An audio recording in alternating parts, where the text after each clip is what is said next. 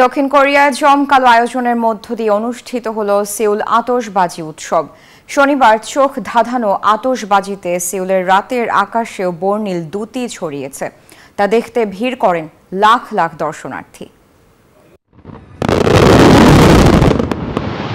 চোখ ধাঁধানো এমন আতশবাজিতে আলোকিত হয়ে ওঠে দক্ষিণ কোরিয়ার রাজধানী সিউলের আকাশ।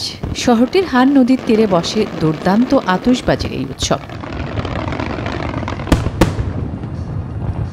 মনোমুগ্ধকর আতশবাজি প্রদর্শনে নানা রঙের বারুদের ব্যবহার এই উৎসবকে সবার কাছে আরও দৃষ্টিনন্দন করে তোলে। 90 মিনিটের এমন বর্ণিল দৃশ্য দেখার জন্য জড়ো হন লাখ লাখ দর্শনার্থী। Redmi 13 স্টাইল বানাই দুনিয়া কাঁপায়। আমি প্রতি বছর আতশবাজি উৎসব দেখতে আসি। এই বছরের অনুষ্ঠানটি সত্যি দুর্দান্ত। পরের বছরেও আবার আসতে চাই।